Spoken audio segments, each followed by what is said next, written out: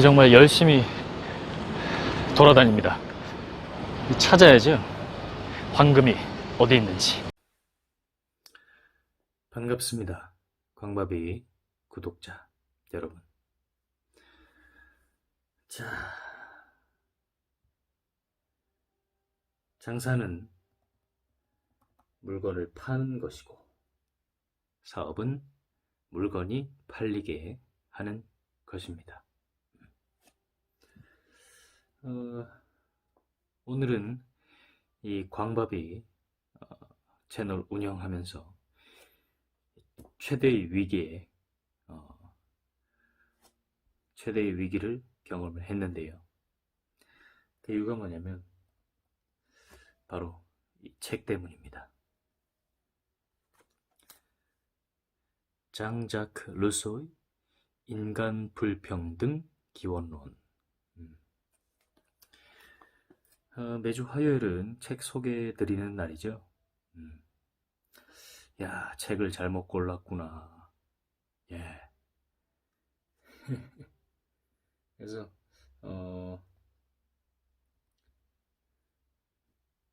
지난주였나? 예. 지난주에 그 1월 1일 날 쉬고 하면서 도서관에 갈 타이밍을 놓쳤어요. 그래서 책을 이제 한권 딱 골라야 되는데 1월 1일 수요일은 도서관에 쉬잖아요. 그죠? 예. 그러다 보니까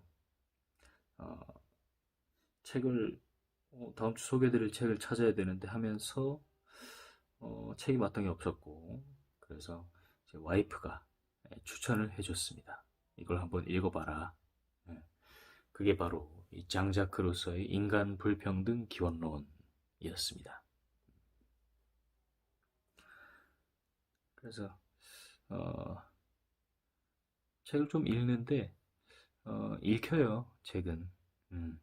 근데 핵심은 뭐냐면 읽고 나서 이걸 정리하기가 굉장히 어렵다. 그런 느낌을 좀 받은 책이었습니다. 그래서 오늘은 이제 주요 문구, 책에 담겨 있는 문구를 소개해 드리면서 책 소개는 하고요. 그 다음에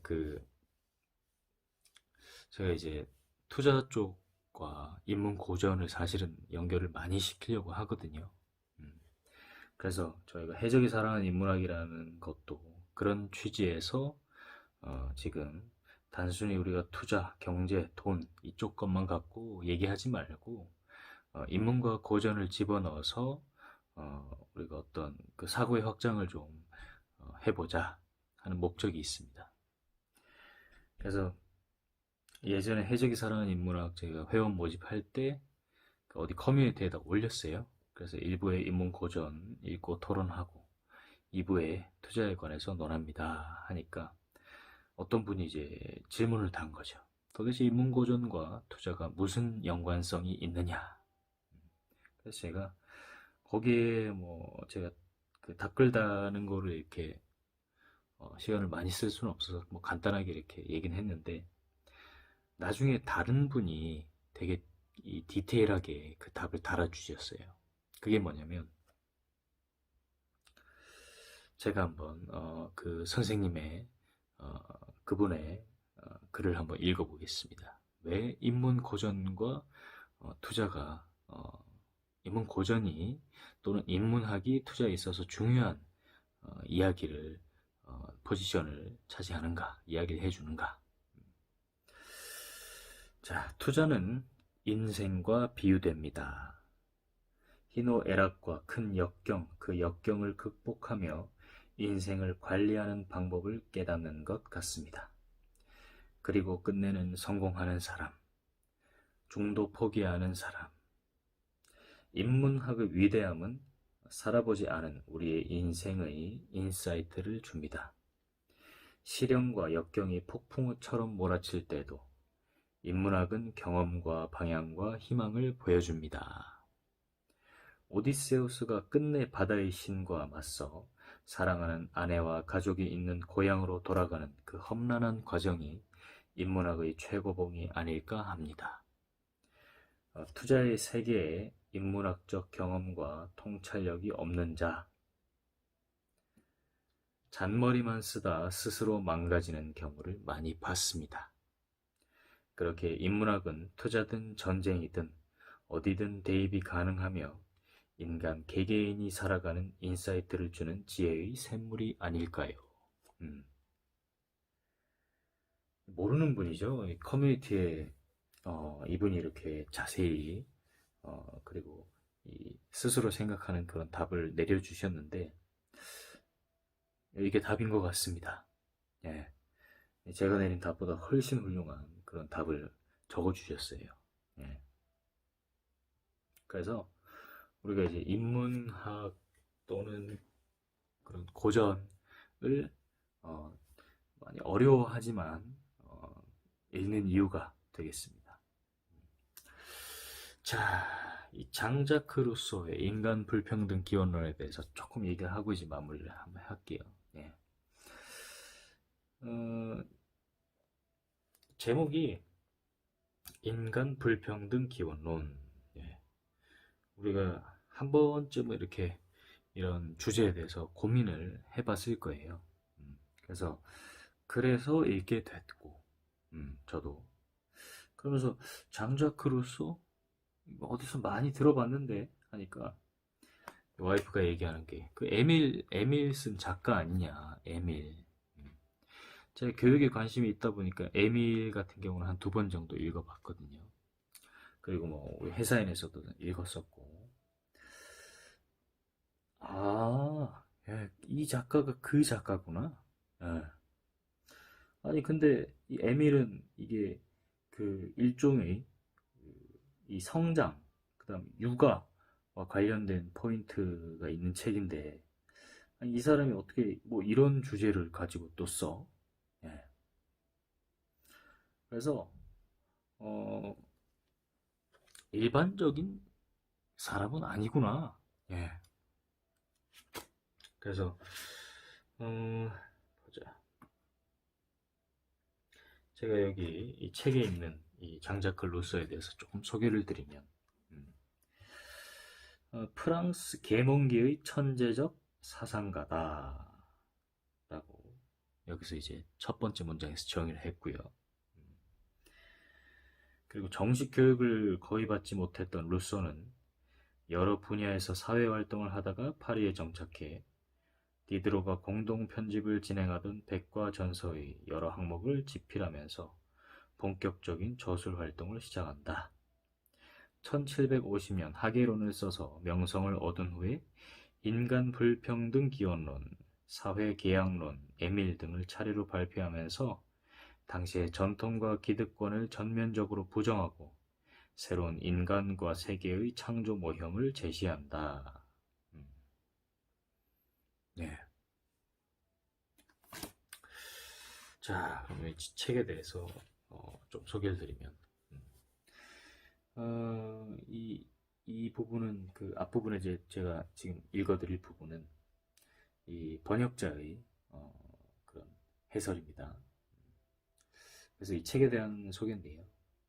인간 불평등 기원론의 이야기는 크게 2부분으로 나뉜다. 일부에서는 행복하게 살았던 자연 상태의 인간에 대한 이야기가 우리의 상상력을 자극하며 다채롭게 전개된다.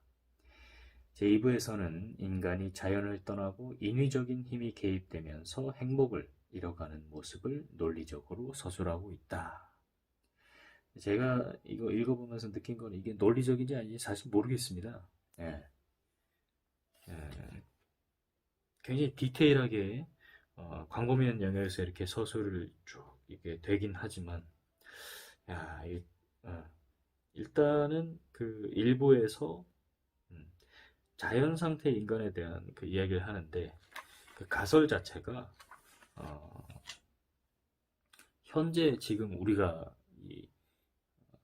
알고 있는, 우리가 볼 수 있는 우리와 같은 인간상이 그대로 시간만 이제 과거로 돌아간 상태에서 자연 상태에 존재한다 라고 하면서 이야기를 풀어요. 근데 그것부터가 조금 이렇게 의문이 들긴 하죠. 그죠? 네. 과거에 있었던 그런 그 인류의 형태는 좀 다르지 않나? 그죠? 그래서 우리가 현재 가지고 있는 그런 뭐 다양한 사고 방식일 수도 있고 뭐 생활 방식일 수도 있고 그게 뭐 과거로 이렇게 쭉 돌아갔을 때 우리가 그 자연 상태에서 우리의 모습이 어떤지에 대해서 서술을 하는 게 일부입니다. 예. 자, 그리고 역시나 이 번역자의 문장인데요. 이런 인류의 역사를 보면 아직도 인간 불평등의 기원이 지속되고 있다는 느낌을 받는다. 불평등의 문제는 완료형이 아니라 진행형이라는 것이다. 루소의 사상의 영향을 받아 프랑스 혁명이 일어났고 서구 각국에서 시민혁명이 일어났지만 불평등의 현실은 근본적으로 바뀌지 않았다. 왕과 귀족이 누리던 기득권이 부르주아에게 넘어갔지만 민중의 소외는 여전히 남게 되었다. 어떤 면에서는 자본주의 사회에서 자본가와 민중의 불평등이 날이 갈수록 심화되는 양상을 보이기도 한다. 그래서 루소의 사상은 지금도 살아있는 교훈을 담고 있다. 그의 주장들을 통해 이 시대의 불평등 구조를 새롭게 되새겨볼 만한 것이다. 뭐 이런 측면에서 좀 의미가 있는 것 같습니다. 그죠? 고민을 충분히 해볼 만한 주제죠. 예. 그래서 이 책 갖고 토론하면 재밌을 것 같아요. 예. 불평등에 대해서. 자, 그 다음 루소가 쓴 이야기를 읽어보겠습니다. 몇 문장만 읽고 마무리를 할게요. 나는 인류에게 두 가지 불평등이 있다고 생각한다. 하나는 자연적 또는 신체적 불평등이라고 부르는 것이다. 이것은 자연에 의해 정해지는 것으로 나의 건강, 체력의 차이와 정신이나 영혼의 자질 차이로 성립된다. 사실상 이런 자연적인 그런 신체적 불평등 같은 경우는 문제가 아니겠죠, 그죠? 문제 제기를 하는 게 아닌데, 또 다른 불평등은 일종의 약속에 좌우되고 사람들의 동의로 정해지거나 적어도 용납되는 것으로 도덕적 또는 정치적 불평등이라고 할 수 있다. 여기 이 불평등을 언급을 하면서 이제 문제 제기를 하는 겁니다. 제가 책은 1부, 2부로 나뉘어져 있다고 소개를 드렸는데요. 1부의 도입 부분과 2부의 도입 부분에서 이렇게 핵심적인 부분을 다 한번 얘기를 드리고 이 책의 이 부분만 이렇게 접하면 책의 특성, 그 다음에 어떻게 이제 대략적으로 서술이 되는지는 우리가 추측을 또 할 수 있을 것 같아요. 자, 보겠습니다. 1부 도입 부분인데요. 대지는 기름진 자연 그대로 방치되고 도끼에 잘려본 적이 없는 엄청난 숲으로 뒤덮여 모든 동물에게 먹이 창고와 은신처를 제공한다. 인간은 이런 동물들 사이에 흩어져 살면서 그들이 살아가는 방법을 관찰하고 모방하여 동물의 본능까지 획득한다. 모든 동물은 자기에게 고유한 본능만을 가지고 있지만 인간은 자기만의 어떤 특유한 본능도 갖고 있지 않아서인지 모든 본능을 자기 것으로 만들고 다른 동물들이 서로 나누어 가지는 갖가지 먹이의 대부분을 먹고 살며 그 결과 어느 동물보다도 쉽사리 자기 생활에 필요한 자원을 찾아낸다는 이점을 가지고 있다. 자연 상태에서 인간이 어떤 존재하고 있는 그런 모습을 서술하고 있습니다.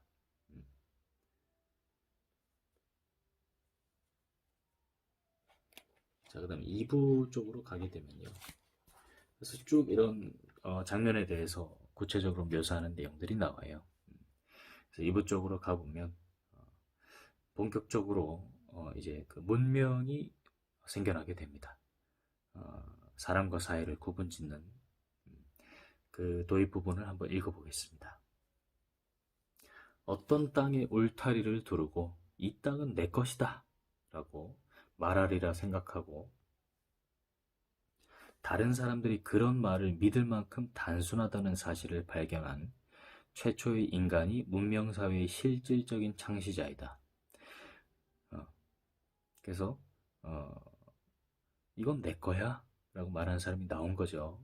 근데 이 말뚝을 뽑아버리고 토지의 경계로 파놓은 도랑을 메우면서 동료의 인간들을 향해 저런 사기꾼의 말을 듣지 마시오. 과일은 모두의 소유이고 땅은 그 누구의 소유도 아니라는 사실을 잊는다면 당신들은 파멸할 것이오. 라고 외친 사람이 있었다면 그는 얼마나 많은 죄악과 싸움과 살인, 얼마나 많은 비참과 공포에서 인류를 구제해 주었을 것인가.